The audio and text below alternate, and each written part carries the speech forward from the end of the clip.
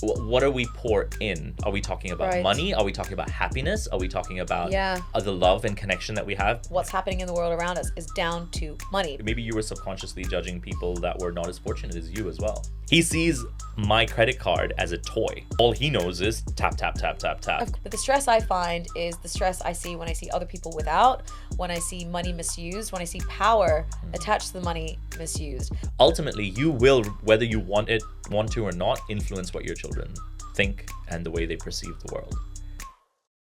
Hi, Anand. Hey, CJ Khaled. Do we have to bleep that out? No, that's okay. Oh, okay, no. I don't know if he's but maybe if he's won't like it. Trademarked it. Yeah, okay. exactly. Oh yeah, because you know he's gonna be listening. He's like, do you know what I have problems with? My emotional connection to money. You know what? We all have issues. Yeah. Even DJ Khaled has issues. Yeah, exactly. They He's gonna listen to on his solid gold headphones. You know, that's what it is. I know. So, money. Money. You work in money. I work at money. You work at money. You are money.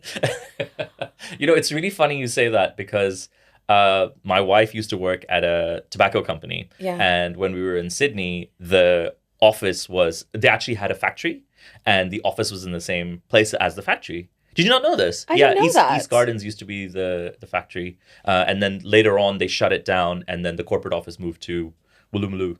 Where is East Gardens? Near Maroubra. That's why they had the space. Yeah. Sorry, yeah. So anyway, it was me, her, and another one of our friends, Anish. Those two used to work at the tobacco company, and because he was in supply chain, he used to work in the factory. And once I was picking them up from work, or we were going somewhere, something happened, and he opened up his wallet for some reason, and some tobacco leaf fell out.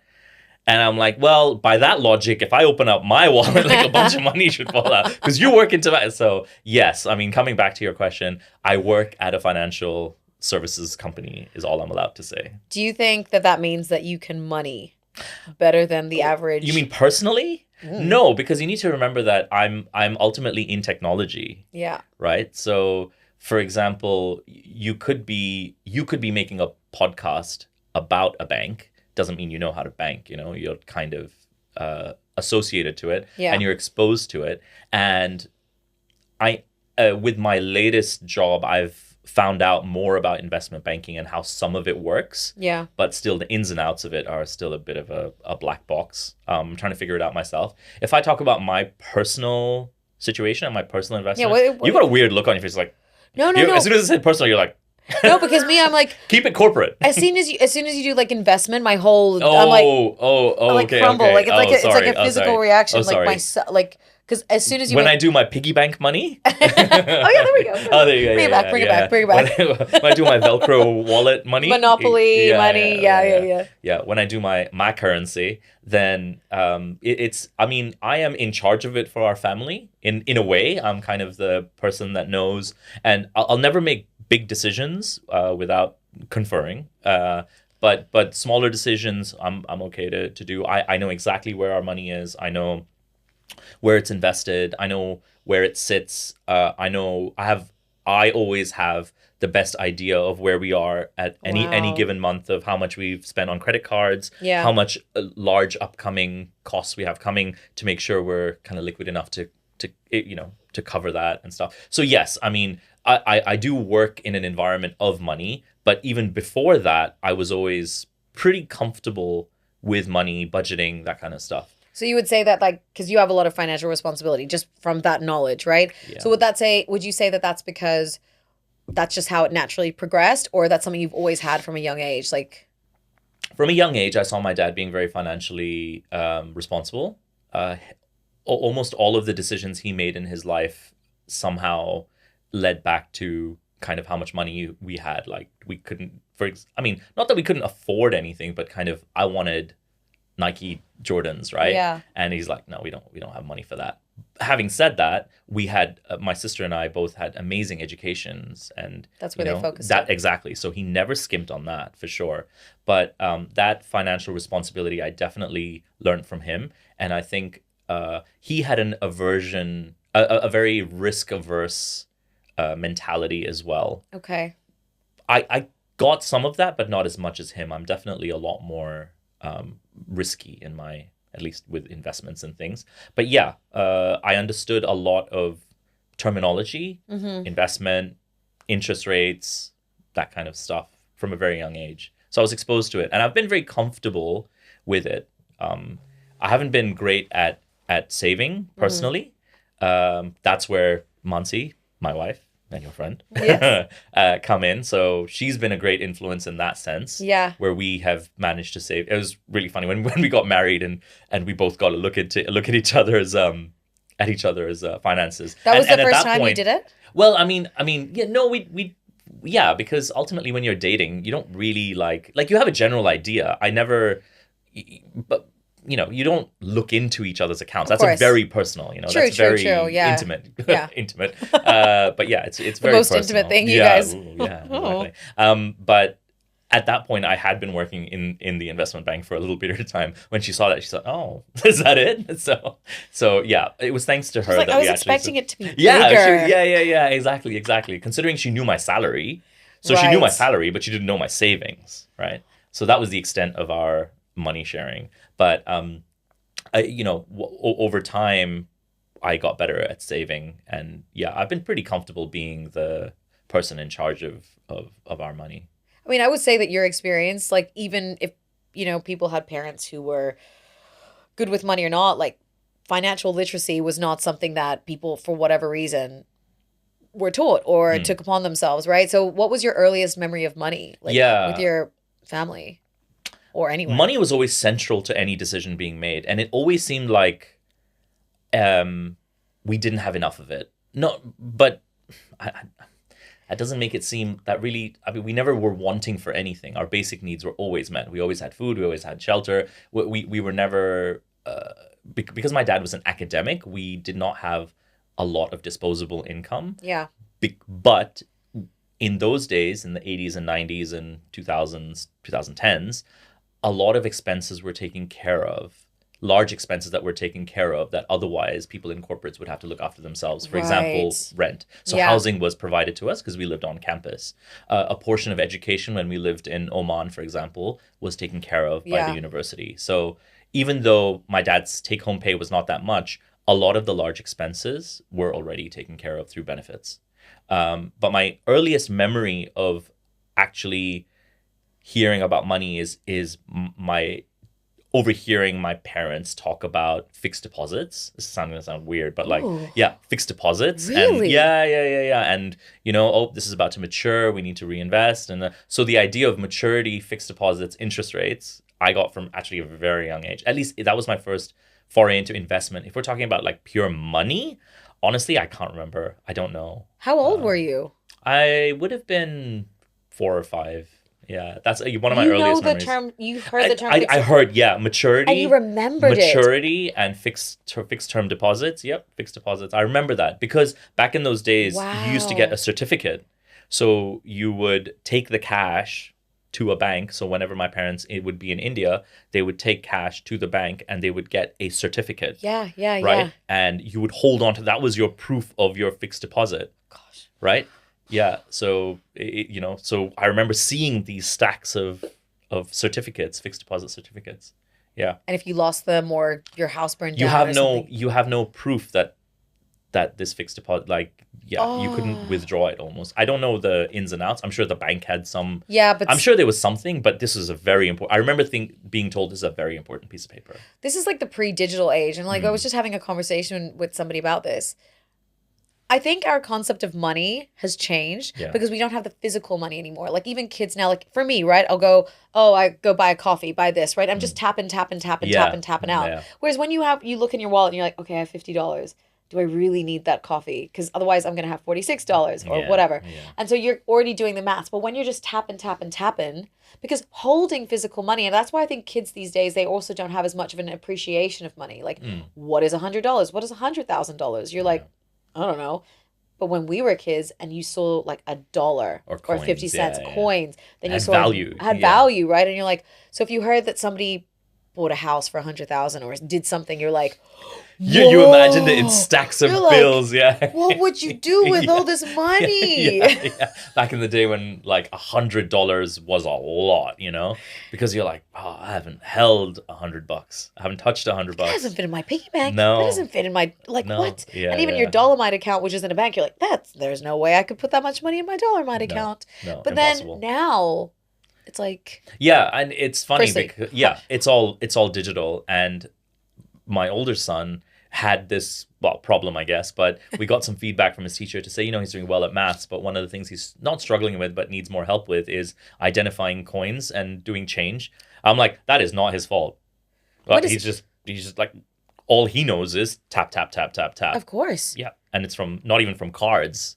He sees my credit card as a toy.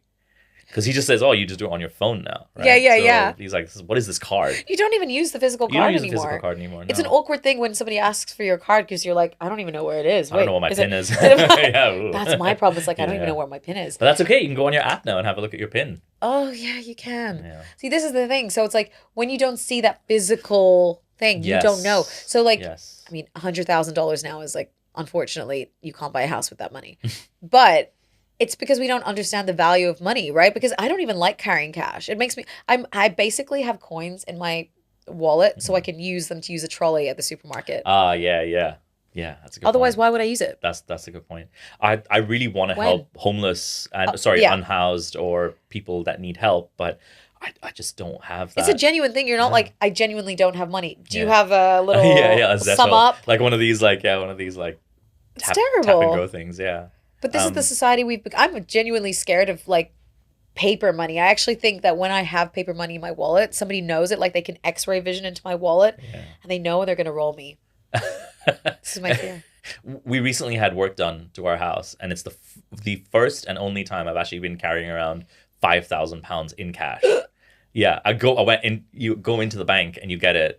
And you're like, they know. Everyone knows. Everyone knows. Everyone knows. It's like on your face, written. like £5,000. Exactly. It's like, roll me. I'm an easy target. Hit me. And you act really stealthy, like you're the one who just stole the 5,000. Yeah, exactly. Someone comes a bit too close. You're like, what do you want? Yeah. Like I feel like a drug dealer if I have that kind of cash because I'm like, only drug dealers have that kind of money on them, and they probably have transaction machines as well now. I don't know. So what's your first memory of money? And all good. It's fighting. Fighting. So yours is like a positive one. People talking about like growing their money, fixed deposits, maturity, Like I just remember tension. Like I just remember my parents fighting over money. So I think I was about the same age, and we're about the same age now. So like, while you were where you were learning about fixed term deposits, I saw money as a point of tension. Like no, like my mom wasn't working. So we fixed you then. What are we gonna do? That's for the my rest therapy. Of the time? That's my therapy session done. No, so it's like. And you think about these memories as just a memory, a detachment of like no bearing on my own relationship with money. But actually, I think that that's also then cause a negative effect. That's what I'm coming to realize, right? Is like from the moment I was aware of the concept, it was like fraught with negativity. It was like a place for power dynamics to be played out and exchanged and just not good, to be honest. And then, my dad was the one who was working. My mom didn't work for a while because we were living in Hong Kong. She was a nurse. She'd just left England just before I was born to move to Hong Kong, like a month and a half. I saw her last payslip in May. I was born in July, and so she then didn't work till I was 11. So all the money she had came from my father. Right? So that meant she had to keep asking him. Like, he obviously would give her a certain amount, but then when that ran out, she'd have to ask him. And I can only imagine what that feels like, And like, I'm currently, was in a similar part of my relationship with my husband, but we have a very different relationship, much more open, honest. And if you didn't have that, I can imagine, because they didn't have the best relationship, it just caused a lot of fights. So... considering that, I think you've turned out extremely well, because I feel you could have, instead of maybe having what you described as an icky feeling towards money, you could have used it as a way you could have weaponized it as well in your relationships. Maybe I just haven't had enough to weaponize it. Like, wait till I make it big. Well, and then I'm gonna. But then wouldn't you seek it? I mean, Oh, wouldn't you see true. that as a source of power to be like, and so Like, you say, well, in order, my measure of power in a relationship is how much money I bring in. oh, And true. so you would seek that, but you haven't. You've sought self-fulfillment and It's a good point. yeah. So I think given circumstances, you've actually turned out Yeah, true. I mean, maybe it's my pretty skill good. sets that's holding me back. You know what I mean? No, Your but skill sets you're of what? no, no, no. Or I could have become a CEO or become a sugar baby. Haven't done either. Wasn't interested in either. Yeah, Don't think they suit my I don't. personality. I don't think they. No. Look, you're the CEO of this podcast. This is true, and we are a big company of one people, so it's It is as flat one as hole. structure. It's as flat as structure. We don't believe in It's hierarchies here. one-dimensional. We don't believe in hierarchies. There's no reason to have a hierarchy with myself. But so speaking about kids, and this is an interesting one, right? Because like I genuinely don't remember conversations about money, like personal. You Yeah. know, I remember my mom talking about not having enough money, seeing her, or like my dad, you know, talk about money, struggle with money, or whatever, almost always in a negative fashion. But it wasn't like I think I had pocket money, but I still didn't really like if we need it was very similar to your parents. Like I'll say all this stuff, but like my dad made sure if we needed shoes, like sport shoes, we had the best sport shoes. Yeah. If we needed a laptop, we got the top of the line laptop, you know? Education, top of the line. So That those kind of money was not the limiting factor it of wasn't you getting things or yeah, progressing in life. exactly. But there was just the problem like the day-to-day stuff. I know my mom struggled a lot to give us the things that we wanted because then my dad was I think it was like a weird power dynamic thing that they were going through, right? That's going to be your second podcast. Oh, God, I got so much to unpack. Yeah. But how do you feel like you talk to your kids about money? Because I guess you're quite unique. I want to say that. The way that your parents raised you, and you know, I love your parents, so like I love them now even more. How are you going to talk? How do you talk to your kids? Because you have a 7-year-old, right? So you've Yeah. obviously had conversations Yeah. ongoing. It's interesting because even though, again, we wanted whatever we wanted and I had a level of financial literacy growing up, I found that money did take up quite a bit of mental space. Maybe not quite a bit, but it definitely, every decision I made in life or everything I thought about was around money. And I didn't want that for my kids. I don't want that for Wow. my kids. Not that I don't, and this is where that fine balance or walking that line comes, where on one hand, I never want them to worry about money because they're children. And on the other hand, I don't want them to not see value either Yeah. or not attach value to that money. And that's where there's like a very fine line. And I struggle. I'm struggling. Not, I mean, not a daily struggle, No, of but course. definitely it's something I'm navigating, you know. I keep telling Ishan, our oldest, I've only been a dad for 7 years. Exactly. You were born the day he was born. Yeah, exactly. I I always got think- this job when you were born. We're figuring this out together. You don't know how to be a kid. I barely know how to be a dad. Yeah. So we're trying I'm to just a figure kid it out. myself. Yeah, I'm just a kid myself. So I'm sorry if we make mistakes. We're in this together.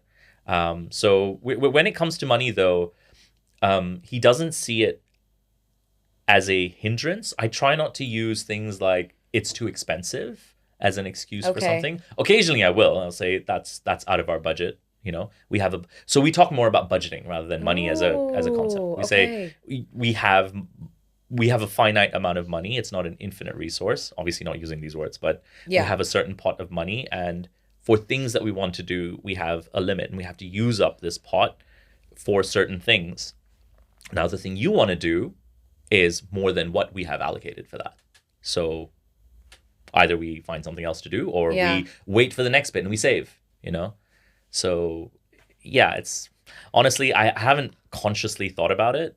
But it's not, I'm not going to say he's not going to have weirdness about money when he grows up, because suddenly maybe when he's older, life might come at him pretty fast. And he's going to say, I wish my dad was a bit more money minded and taught me more. He hasn't shown an interest in it. This is what Yeah. and this has been my thing about teaching him or telling him about things. Unless he shows an interest in it, I'm not going to bring it up. Yeah. And it's been pretty successful so far. He was not interested in cooking earlier, so I never really forced him, but now he is, so he's pretty good at it. This morning he made himself an omelet. I you know. very Yeah, good. I was It was hanging. great. Yeah. Yeah. I've that. had like an espresso machine for 3 years. He was never interested in it, but last year he expressed an interest, and within 3 weeks he knew how to pull shots out of this espresso machine. So And now he's doing latte art Yeah, at the yeah, age of 7, and it's pretty impressive. and again, it just comes down to that interest, right? So if in the future he says, I'm interested in what you do with your money, I'm very transparent. So that's my thing. Be very transparent when they show an interest. That'll be my strategy, and we'll see how that works out. I mean, look, obviously I'm like 5 years behind you in the game. So like whatever you're doing, I always Yeah. want to like look and see. Yeah. So- So you need to remember that your kid is different to my kid. True. No, but Yeah. I think the way that you talk about the budgeting, right? Like Yeah. I think that's such a nice way to put it. It's like not that we can't afford it, right? Because there is a negative undertone there. And then you're like, "Oh, we can't afford it. Like we don't have what other people have. Like how come they how come, but the budget puts it, it's kind of like a no, but we're working within parameters, right? Everyone has parameters. They should have parameters, Yeah. right? So it kind of makes it like, okay, cool. And there's like, it's almost like a game element to it. Like we have to stick within our box and then we can go to the next, whatever. I like that. Can I put you on the spot a little bit? Let's say 5 years down the line, Leo asks you, "Are we poor?" What's your answer going to be? Because I've been asked that question, and I don't know if I said the right thing. But what's my financial situation? If say our life was exactly Okay, the fine. same. Let's say he's 7 now. Okay, are we poor? I would probably say I would not say that we're poor. I actually think we're in the 1% of the globe, right? We have a lot more. You have a really nice place that you live, clean water, clean clothes, lots of food on the table. We're not poor. Would I say that financially we have as much as some people? No, but we have a lot more than other people. And always be grateful for that. Like if you really, really need something. And it's he's off riding his bicycle. Come back! I'm not done. No, I'm I'm not done. Come back. Yeah. Oh no. Stay tuned So for I'll just next week bore for part him. 2. So I'll- like and subscribe for part 2. I'll just Leo. bore him with my Yeah. That's like, going to be your strategy. that's my whole strategy. Bore him parenting. until he walks away. Just use big words, complicated, like just Yeah. concepts that just go, okay, Mm. walk away, walk away, walk away. Because you will get those hard questions. Oh, that is a tough Yeah, one. Yeah. That was tough. How What did I would you- say is, what I would say is also speak to Francisco about it and see how he would answer it. I mean, I hope he's in the room with me, but No, knowing my he- luck, I mean, Francisco's he like, probably won't be. he's going to be like off on a work trip on a different continent, and I can't even go be like, SOS, Yeah. SOS. He's like, what happened?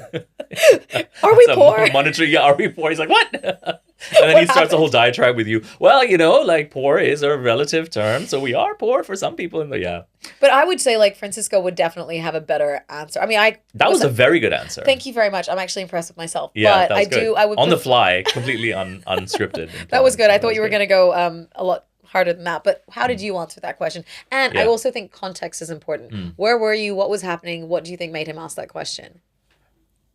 It came out of nowhere. And this is the thing with him. A lot of stuff comes out of nowhere. We were probably driving to school or driving from school. Okay. And when our younger wasn't old enough to go to nursery, I would spend a lot of time alone with Ishan in the car, just Yeah. on that commute.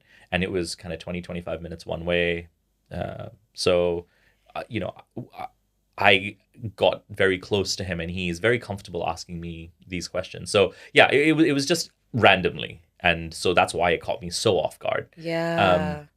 But the way I answered it, I asked him like, why are you asking? And he said something along the lines of, being poor is bad, or it had a negative connotation Yeah. in his mind. And I said, well, no, that's actually let's first of all take power away from that word, and to say, poor, what are we poor in? Are we talking about Right. money? Are we talking about happiness? Are we talking about Yeah. the love and connection that we have? Because it's more important in my mind for us to have strong relationships. And so you're very rich because you have loving parents, you got Yeah. a loving brother, you got loving grandmas, grandpas. We're very fortunate we live in a country Yeah. and we're in a position where we don't have to worry about money. Money brings us a certain level of happiness and comfort, but it can only take us so far. So instead of worrying about whether we're rich enough or poor enough, whether we can afford something, let's think about, will this bring us the happiness, which is the real treasure or the real riches that we Yeah. should seek. That's the goal of life. Yeah. Anyway, 10 seconds in, he was already gone. He was like, So "Ah." you did the same thing. I mean, I actually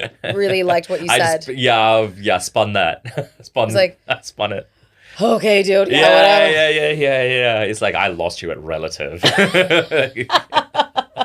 I have nothing more to say. But that's a really good way to look at it. Like, now I'm going to be thinking There's about no this, right or right? wrong answer, by the way. There's no right or wrong Yeah. answer, but I like that you turned the word poor, like, firstly questioning them. It's like, okay, so why is this important to you right now? Like, Yeah. also, he might have told you, oh, well, people were talking about it, or I heard it on a, Yeah. I don't Yeah. know, a whatever he was consuming at that time. I think it was because one of his classmates doesn't get driven to school. They take the tube. And he was like, is this so and so? I don't remember the name, but he's like, is this kid poor because they don't have a car? And I'm like, oh no. I Wow. obviously addressed that Yeah, directly yeah, and yeah, yeah, said yeah. that doesn't No. mean anything. We literally did not have a car until, you were whatever, until very, very recently. So just that doesn't mean anything. But yeah, it was That's that came out of but nowhere. that's what their brains are so just like, they don't see, like, that's so nice that he brought that up in that way, Yeah. and you were able to be like, nah, dude, that's, And this is where I see their boundaries, and they're trying to like understand the boundaries of society, and I see this in action all the time. Fantastic explanation, or sorry if we're going on tangentially, but recently we again in the car, all of this stuff seems to happen in the car. my best But- conversations yeah, with in my the mom car. happened in the car. I Yeah. love being in the car. Because you're strapped in there, you have to be focused. Yeah, You I know, think it's and great. yeah, radio was on, news came on, Yeah. and it was about some politician that had a milkshake thrown on them by someone because someone didn't agree with their political whatever. Oh, I And the remember person, that. yeah, and the person got arrested. The person throwing Yeah. the milkshake, and he said that. Why did this person get arrested? I'm like, well, they threw a milkshake at this politician. It's like, and he said, is that illegal? And I thought, well, it's considered assault because they could have gotten hurt. Yeah. And that's where he suddenly went, what if they threw a leaf? I said, well, it's unlikely, but, I'm not sure. But if we think about this logically, I guess, then you're unlikely to get hurt. Yeah. And, so it's unlike, what if they threw a rock? Okay, yeah. So Yes, It's the potential for damage. Yeah, it's the potential that you could really hurt someone with a rock. So Yeah. yes, that would actually be considered an attack. And so you can see them trying to figure out the boundaries. So they're trying to figure out the boundaries of rich. What is rich? What does that mean? What is poor?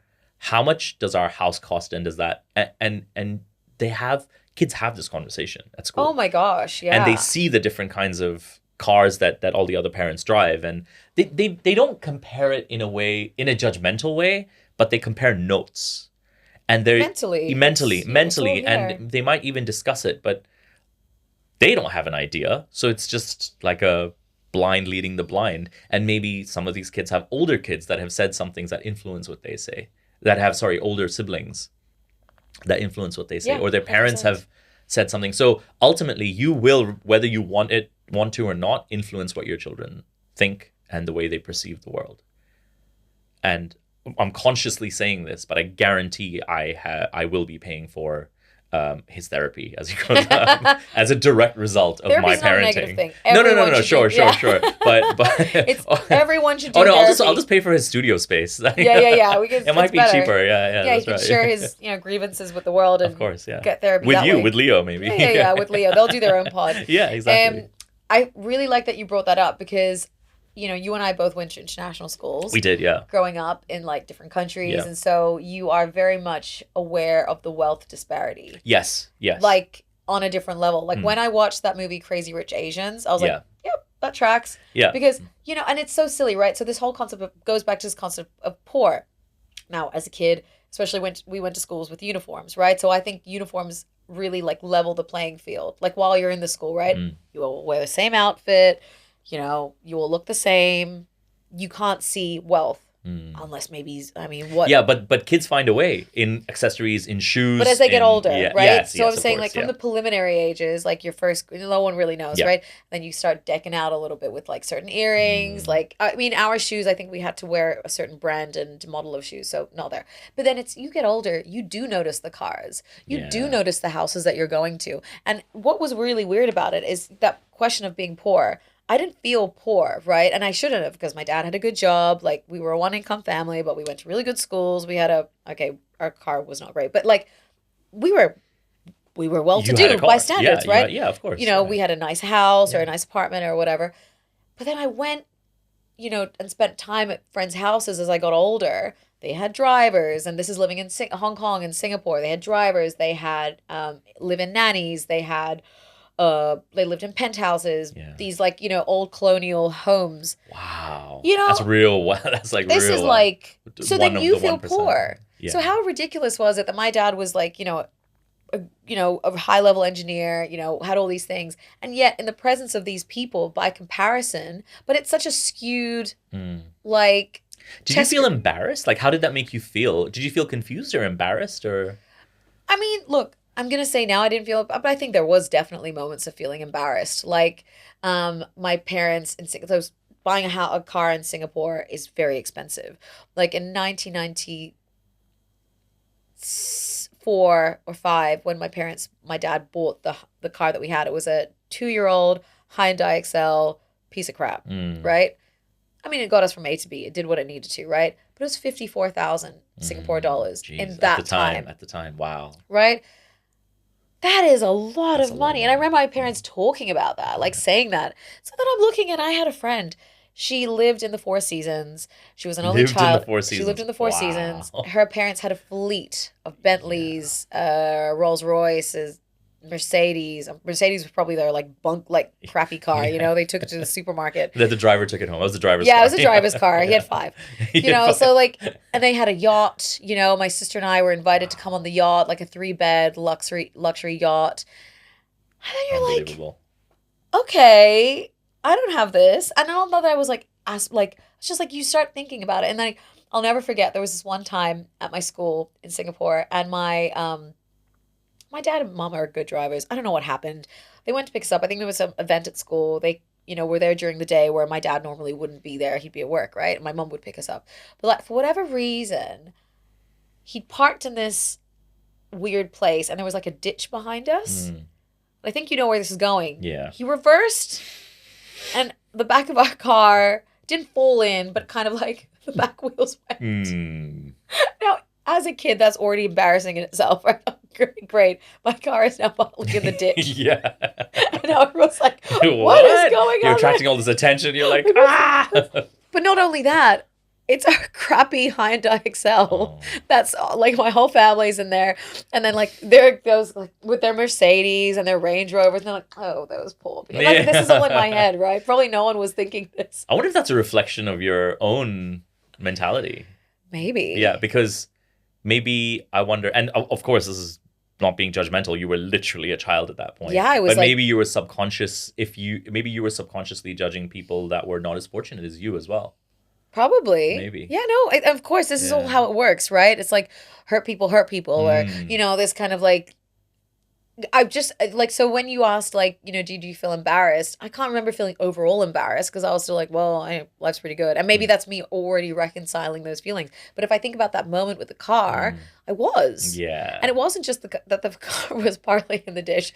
It was the car itself It was and the what it car. represented. Exactly. Yeah. It was that like, oh, now you can see me and I'm in this car. And I must have only been like 8 or 9, right? And I already had this conscious thought. It's a very vivid memory. It's a very vivid memory. Yeah, I need to process that. Yeah. So all of these like ultra rich friends that you had, would you have ever invited them back to your house? Oh yeah, we had like Okay. yeah. Because again, it's not like I lived in squalor. Yeah, of course. Yeah, no, of course. But I just thought that you might have reservations because now that you've seen all of this, and maybe because of your own judgments, you think that maybe I would be judged if my friends came to Perhaps. Like, look, the people I invited to my birthday parties were people I was friends with. So even if I was worried about them judging me, I think it was about people who I didn't know judging me, right? So if my friends, like whatever, they know my dad has a good job. They know that we're like, I don't live in like a bed sit or something. I live in a nice 3-bed apartment. Everything's fine. Okay, I don't have as much as you, but whatever. And I also think like as you get older, like had I stayed in that schooling system, I would have also just hopefully gotten over it and just accepted it. Yeah. But I don't know, as you become a teenager, it would have become maybe it more would and be more. worse. It would have been worse. But the reason that I want to talk about this is because like I obviously have some hang-ups, Yeah. right? And we're all going to have hang-ups from our childhood, like we are, and then our children, we're going to give them to our children, like generationally. It's always fun like that. But I'm trying It's always fun like that. It's always fun like that. But I'm trying to minimize it. Plus, I want him to adopt, our little one, to adopt a more healthy mindset, a pragmatic approach to money like yours or my husband's, because I crumble. Do you guys talk about money? You and Yeah, Francisco? but we're getting better. Okay. But I'm the problem. Like at the beginning, it'd be like, "Rah, rah," I kind of look like Just this, like, noises. and I'd get weird. I don't want to talk about it, and it's had an impact on not an impact, but I will say, like, if I'm meeting a new friend or something, or going on a date, and if someone's very like frugal or very like, because I'm not somebody who really like splits things down the middle. Yeah. I'll just be like, oh, we'll pay for it. Like if I have the money, because I get enjoyment out of that as well. Yeah. It's like I want to treat my friends. I don't have the money to do it, but when I can, I really enjoy that. Yeah. So I've never been a person who splits things down the middle. So when I encounter someone who's very like, what's mine is mine and what's yours is yours, I'm a bit like, I just don't know how far this will go. Yeah. Because even when my parents were still very generous people, and I saw them do it. Like the typical, look, may not be a brown person thing, but they fight over the bill. Yeah, yeah. Oh, it's a cultural thing. Yeah, Oh for sure. my Definitely. gosh, Yeah. it's like you go out for dinner with another family or other families, whatever, and then it's like this like aggressive, like, no. I mean, we experienced this last night. We did experience this last night. Yeah. I think that lady was a bit scared. Four brown people fighting over the bill over who's going to pay. I just want to say, poor lady, yeah, that we really did our brown ancestors We proud did. in that moment. They were like, yes, we gave them the tools. Yeah. I won. I just Good want to job. tell you, I won. Yes. Okay, All right. I won that CJ battle. won that round. Yeah. But you usually win, so I really feel like I got to go to one in last night. But so from a young age, you're always like, of course you pay for your friends, of course you try, because it's like your pride. You're like, that's what you do. Yeah. It's a love language. It is a love language. It is a love language. It's it's Spending on friends and family. It's definitely a love language. My father. That's my father-in-law's love language. He's a man of a certain generation from a certain culture with certain responsibilities. His circumstances. He is a. I keep telling Ishan and everyone this at home. We are all products of our own circumstances. yes. And so obviously it's always hard to be empathic to everyone, but let's just remember that people do certain things because they have grown up in a certain way. So anyway, back to the point. My father-in-law does that. He's not great at saying I love you. He's not great at giving hugs, and he's not very affectionate like that. But the way he shows his affection is by buying things for you. And so the best thing you could ever do is to be like, I really need to buy this one thing. Can we just go to the mall? I'd be like, yes. Yes. You see his eyes just light up and he'd be like, yes, let's I can go. show my love. Let's go. Yeah. His heart starts That's like beating. Especially if you say if you need something. Yes. Not just like, oh, let's just go to the mall to have a look around. You'd be like, no, I really need this. He'd be like, oh, I know the perfect shop and I know the perfect thing. And if it's something like clothing, because he's got decades of experience in textiles, so he really understands clothes and that. So yeah. I'm looking forward to the day when I tell him I really need a suit, because that is his bag. You haven't played that card yet. I did many years ago when he lived in Thailand. Good But place. I haven't recently had a suit Okay, made, you're keeping it in your back pocket. Yeah. We'll see how that pans out. He'll love it. But yeah, sorry. Yes, No, that's a love language. I feel like And, my dad was the same. Like I mentioned, like, I never heard my dad say I love you or give us, even our hugs were fairly awkward. Yeah. It wasn't something I looked forward to. Like a hug from my mother was like Christmas every second. It was just like warm, tender, loving, like a vibe and energy transference between us. With my dad, it felt like okay, like I'm hugging a piece of cardboard, right? and again, I like it's what you said about we are a product of our own experiences, because he didn't experience that. So how does he know how to do something that he was never taught? Exactly. So I'm not blaming him. It's just that was our relationship, right? Exactly. And then once my mother passed away, suddenly I think he just automatically took on those qualities from her. We end every call with I love you. We end every, like, if I leave the house, love you dad. His hugs, I didn't even know you could change the style of your hug at the age of, how old was he, like 60 something. I didn't know you could do that. He was like, from one day to the next, his hugs didn't feel like his hugs. They felt like my mom's hugs. I mean, what an incredible man for him to recognize that his daughters needed this. Yeah. And they sought it. And he changed, stepped in. he changed himself. Oh, there we go. So You should be very proud. but of him. I'm very proud of him. I am very proud of him, but it just, that was his way. So it was like, okay, we need a laptop. Okay, we go to Harvey Norman or wherever. What's the top of the range? Okay, this is like, that's it. I don't know how to tell you I love you, because I wasn't, but what I can do, I didn't have anything growing up, because he didn't. Like, his family were landowners, but they were poor for whatever reason. And so everything he has is his own. So the way of showing it is like, okay, give you the best because that makes me feel proud that I could do that for you. Let me give you the best opportunity I can. Yeah, like the education, and which is what you're doing for your kids as well. I mean, you had a great education, but you're like, okay, what is the best that we can give our child, right? And that's what we're always thinking. So it's just interesting. And that's a generational thing because there are a lot of parents in that sphere who fall into that, right? And just like your mom was very affectionate, I learned all of my affection from my mom as well. Yeah, gosh, we'd be completely different without them. Yeah, totally. But I'm very affectionate with my boys. Well, me too. So, yeah. So I want them to have a completely different point of view on what a father is and what a father does and what a role of a father is. No, so it's interesting, right? Because like I was speaking to a retired lawyer.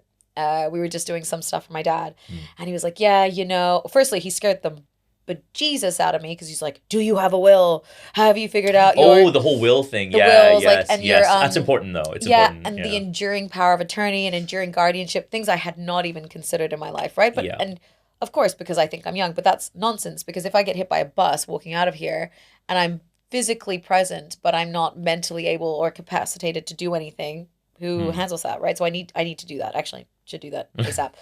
But the guy was like, oh yeah, I was speaking to this lady and she wanted to leave some money in her will for her granddaughter, like when she turns 18. And he was like, okay, I've got an even better idea. So he's like, so go to the bank, take out all your money, like, pack it really nicely, go home, turn the shower on, take the money in there with you. It's not where I thought it was going. Take it in there with you and just like shower with the money and just watch it disintegrate into the drain. And he's like, that's what will happen. What a dramatic way. My God. I swear, if somebody I hired pay money to spoke to me like that, I'd be like, excuse me? Firstly, I was like on the edge of my seat. I was like, am I going to learn the secret to being rich? Or to do something like financially responsible? I was like, So what was the thinking? Sorry, so going back. So what was the thinking? His what he was trying to achieve with that is to basically say to give an 18-year-old this, I think it was around 50,000 Australian dollars, hefty sum of cash. Like, again, I think it depends on the temperament. We'll just be like, and I think about myself as an 18-year-old who would have been given $50,000. What am I spending it on? I'm going to Europe. I'm going to do this. And be good. And I'm not saying that that's not a worthwhile investment, right? Traveling is always going to be a good investment. Seeing the world, meeting different cultures. You're investing in yourself. You are investing in yourself. But like, I get it. Because how I'd spend $50,000 now at the age of 36, how I would have spent it at the age of 30, how I would have spent it at the age of 25, 18, completely different. Of course, yeah. Yeah, because your life changes, your priorities changes. Yeah, your awareness, what's important. Yep. Your capacity to think for the future. Yeah. Like, I know that there are kids, and I think you were probably one of those. You could see into the future a lot more and make decisions that would benefit you. I wasn't like that. Like when people would ask, what's your 5-year plan? I'm like, 5 years? Not that I thought I was going to die. It wasn't anything macabre like that. I was just like, I don't know. What does next year look like? I don't know. Because I'm a bit of like a go with the wind. Like, that's my temperament. My temperament naturally is of the, I don't know, let's just see what happens. Yeah, of course. And then like, as I'm getting older, I'm like, that's not a way to live. So you're sitting Leo down and says, so Leo, what's your 5-year plan? Maybe we can share. Constantly. Yeah. I'm like, I think we have similar goals. Yeah. You have as much money in your account as I do. Training. Yeah. There you go. We can share in that goal. It's a shared goal. Yeah. It's an interesting point. It totally, you change based on that. And back to that original question of, would you give that money? Personally, I wouldn't just give it to them with no guidance. Yeah. We try to make it a collaborative thing because what I think that also does is it reinforces this idea that you are always there for them. Yeah. With difficult decisions, because even though it is a lot of money, the decision is still difficult. Yeah. They might not realize it, but as long as you're present to help guide them, that's the goal, man. That's the goal. Communication. I know it is communication. For everything. Yeah. Because if something bad happens, like, it's okay if they blew the money. Money's there. You can always make more money, right? Yeah. That's another thing. It's not like, okay, yes, we have been saving this since, whatever. Yeah. And it, maybe your grandparents put some money in it. Like, okay, fine. But if you lose it, it's okay. Like, things will go on. But at least you can give them the tools. And if they do make a mistake or they're thinking about something a bit risky, speak to you. Yeah. Let's talk and they about won't feel judgment. Yeah. Yes, exactly. And have a no judgment space. So Oh, it's a tough one, mate. it's very tough. Like I thought this was about money. We're talking about parenting now. But it's parenting That's and a really money. hard bit. Yes, of course. Yeah, You know, yeah, and yeah. this is like I'm Yeah. navigating this now because like my parents, like, I don't want to say they didn't give us money because they did in the way of our education and stuff. Of course, that's how they gave us money. But like they weren't like, oh, you've turned 18 or 25.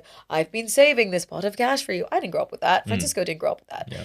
But Leo will have that.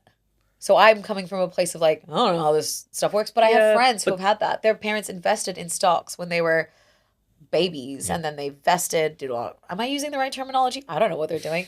I don't know what stocks do. Whatever stocks do, they did that. Yeah. And then they had a pot of money. And so they did whatever with that. I probably did more of Yeah, the stock stuff. I'm just letting you like dig yourself a hole.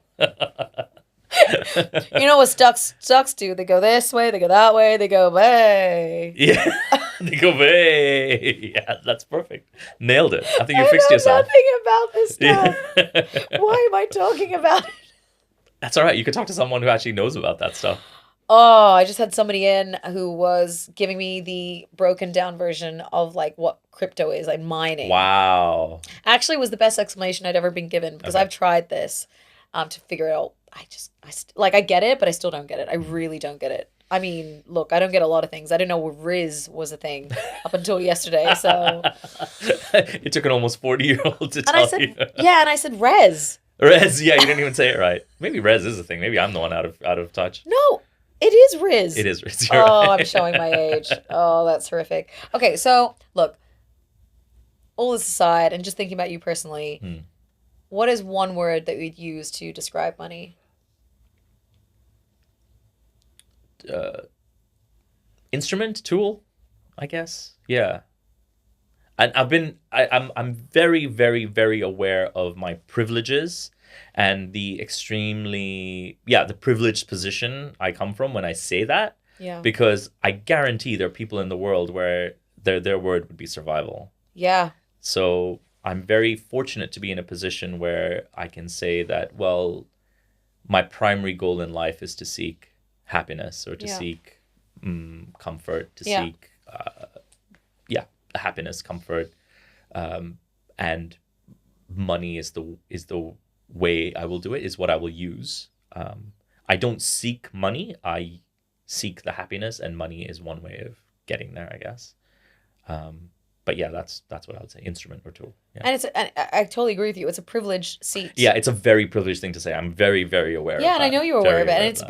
but it's interesting, right? Because then you see, and that's why like that question about like, are we poor? Absolutely not. Right? Like absolutely. And then you talk about happiness and richness, but like when you see, and that's why when you see what governments do and like cutting here and cutting there, and you're like, life isn't getting cheaper. Yeah, yeah, Okay. When yeah, you cut yeah. that stuff, you're not cutting the stuff that we still need to pay for. No, of course. So, maybe think about that from your Iron Throne a little Yeah. bit. Maybe put things, when you're on your Monopoly board or your, Shuffling pieces Empire. around. Yeah, Because yeah. that's basically how it feels like sometimes. Yeah, we're not getting political on this podcast.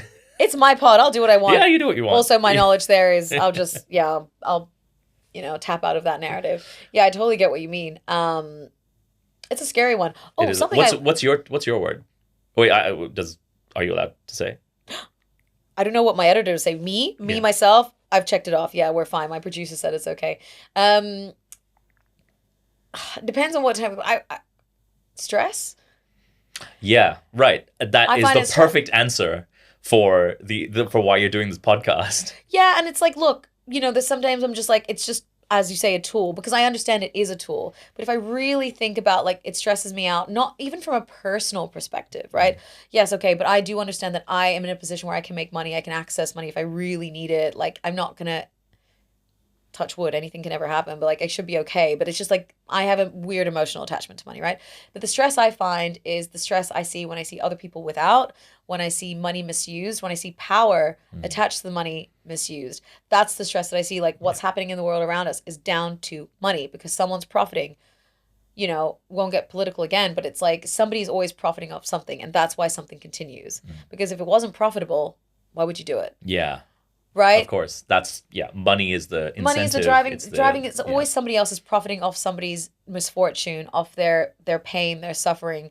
And so when I look at the world around me and, gradually over the years, things are just getting more. You think that it can't get worse. It does It get does get worse. worse. And then you're like, oh my gosh, if we took money away, and if you Yeah. take money away, there'd be something else. But in a, my little utopian world where we, did other things, like we bartered better, like that kind of thing. Like we Mm. had a more organic bartering system or whatever. Would we have all this? We wouldn't, because things like Brexit, things like wars, things like whatever, it's all like, but I need this, say oil. I Mm. need oil, It's right? You commodity. have oil. It's a commodity. I need that commodity. So I'm going to fight you. We're going to cause bloodshed, havoc, whatever, so that I can attain that resource, so that I can gain wealth. I could be a person, I can be an organization, I can be a country. Yeah. This is where money stresses me out, because it is just like, it's not the money, it's what the money does. It's the Yeah. power. It takes the emotion out. It takes the humanity out. The capitalism, right? This is what Yeah. capitalism is. You're describing capitalism. It just takes the humanity out of it. Exactly. So that's like, it provides me, it gifts me this wonderful thing called stress. Yeah. Because, naturally, and I know you are too, we're very empathic people, so when you see things around you happening, and, I hate seeing people struggle. I hate it. Like, I feel like I don't want to see anyone on the street. I don't want to see anyone like, why does poverty exist? Why does poverty exist when you have such insane amounts of wealth? Like, it makes no sense. And this is another question your kid is going to ask you. Why are there poor people? And I will probably break down. I probably Yeah. won't be, because I will be like, I don't know. Go I ask think, Uncle Judge. why does somebody live in a 27-story house in Mumbai, overlooking the slums, Yeah. when slums exist? Okay, you can have that 27-story house if you don't look at like, if slums don't exist. Why should a slum exist? Because that person's bank account could wipe out poverty globally, right? So, like, what? Why? It's just money. Why? It's Why inequality, inequality it's of this it. genetic lottery, and I hate this thing. It's like, you are no better than anyone else. No, You just are very lucky that you ended up here, at this time. born to this person on this piece of land in this climate. That's it. That's all there is to it. No one's better than anyone else, but money gives you this allure of like, well, I can have this and you can't, and you need to stay in your station. Like, you're my cleaner, you're the bus driver, you're the person who's whatever, right? Like, but that's your station, and you stay there and I stay up here, and I'm going Control it. to and continue going up that ladder. Keep you down there. Because if I don't keep you down there, I can't stay where I am and then keep going up. Yeah. This is the part where it just, like, honestly, it breaks me down internally, and I just, like, you see more and more, and obviously with social media you see even more disparity, but then at the same time you have these influencers like, look at my life, it's so good, everything's so good. It's nonsense. Yeah. It's all rubbish. So my word is stress. I'm sorry. It's okay. It's okay. I have a good life. I really like, Yeah. I have a happy You're very life. privileged. You're very privileged. I'm extremely privileged, and As long as you're aware of but that, everyone that's fine. deserves to have that. Everyone deserves to give their family members, or to share happiness and good times, and not have to worry about working 9 till 9 or Yeah. whatever, like, and constantly. And then side hustle culture is like another thing that's like just coming up, and you're never doing enough. You should be like, you should have like 12 side hustles. If you're not, like, who are you even? Yeah. So That's funny. yeah, it's just like, I find it very stressful. And then side hustle culture is very stressful, because you're like, Maybe I don't. Maybe I should. Because you want to be included. exactly. I think it's a talking point now. It's kind of Yeah. like a thing. Yeah. So what do you do on top of your 9 to 5? Oh, is that a Wouldn't you question like or is to that a know? retaurical question? Oh, I mean, do you have? No. I know you. have kids. I think you're quite busy. I have kids. I feel like you're very busy right like, now. This is my priorities. I don't know if this is a good or a bad thing, but this is how it is. My dad is the most confident person I ever met. And the reason I say that is because he took very little heed to what people thought of him. And so he was very confident in the actions that he took, regardless of what the outcome was. He was like, whatever the outcome, I will face it.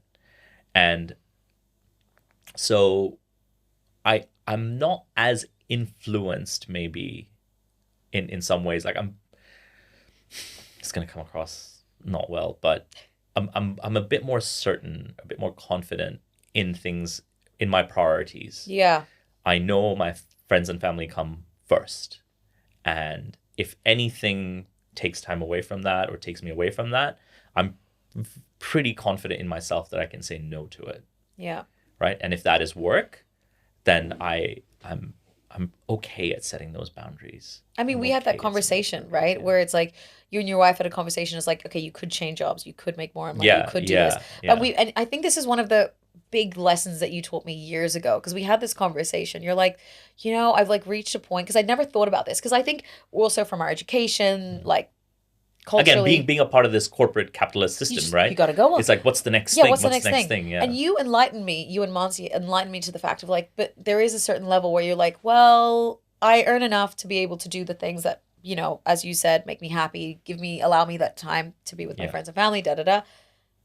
And then I'm like, that's it. Like, we're good for now. And maybe that will change. Yeah, maybe, yeah. And this is the thing. It when changes. your kids are older and then you're like, actually, they're a bit more independent. I can go chasing other things to better. We built that strong foundational relationship. We were there from the beginning. They're very confident in their relationship with me. I'm very confident in it. And that's where, I'm not saying this is like the end all and be all. Of course. But maybe those priorities will change. And we have to be flexible enough for that. We do. And it blew my mind because I was like, that is such a good way to think about it. Because if you get to a certain level and you're like, actually, I work this amount of hours, I have a good working relationship with my colleagues, we trust each other, we get the job done, I can still like feel like I'm not stressed, like that it like, trickles down to my personal life.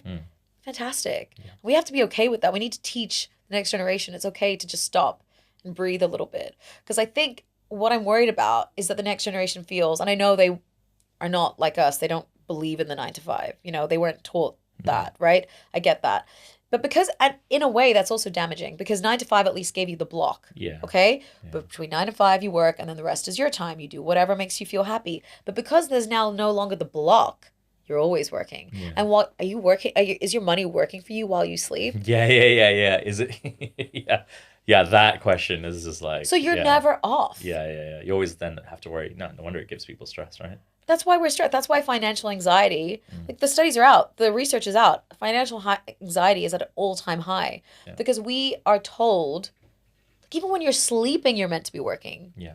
When you're working, you're meant to also be working on something else.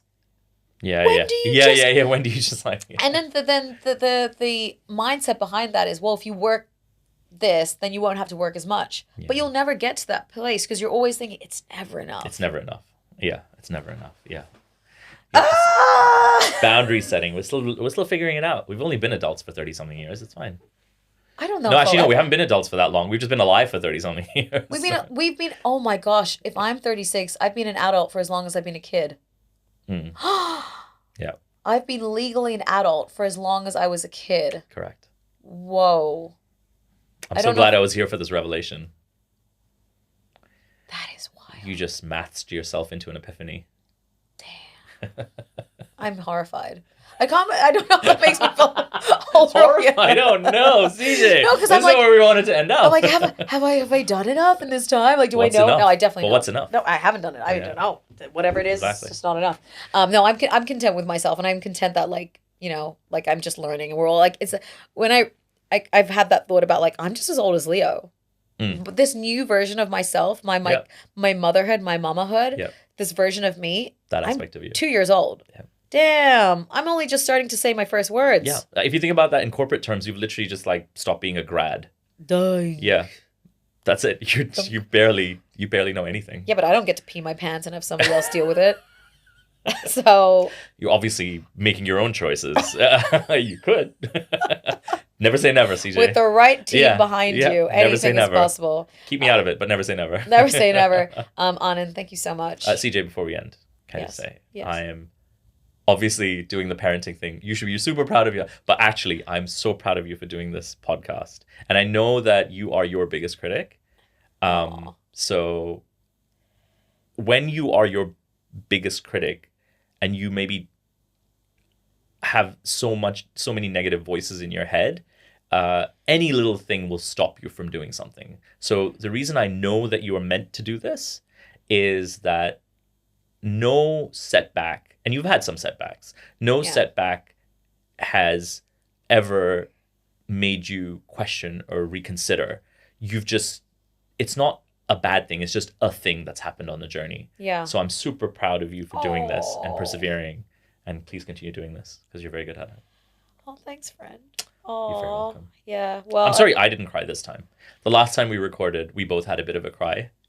yes, But that's because we spoke about how we met, which is actually a very emotional thing. it is a but very emotional thing. we were too busy talking about money. Money. It was like- Actually, the story of how we met is also connected to money, but you know what? Oh yeah, it was. That's right. That's It right. is connected It to is money. connected to money. That's a very emotional thing. I think maybe that will warrant another recording, but I don't know. I think we're out of time now. I think we can go there. So, Anand, Right let's talk now? about how we Really? met. Let's Okay. talk about how we met. Oh, okay, sure. But my version or your version? My version has tears. Well, I mean, I've already cried about this one, so I'm not gonna cry again. Yeah, it's true. Actually, you know what? We'll save it for another time. Yeah. Let's save it for another time because it'll take longer than the couple of minutes that we have left on this. Yeah. But I don't just wanna want to rush say it. I love you. I learned a love you lot too. from you, and I feel like we have like an older sibling, younger sibling dynamic. And honestly, I always wanted an older sibling. I loved being an older sibling, but I always wished I had an older sibling. I don't know why. Yeah. I loved being an older sibling, but there's something about like having somebody to look up to. I got it. Oh, I got it. So I only had that's to very wait, kind. 20, how old were we? 26, 27 years. Yeah, But, like you 10, know- 10 years in August, so. Good things come to those who wait. That's the end of it. Money's going to die. Good things are coming. People will no longer be selfish. You can't get rid of greed and selfishness, Of course though. not, It's no. only getting worse. Yeah, of So course. that's so on a happy note, greed and selfishness, never Thanks, going to CJ. die.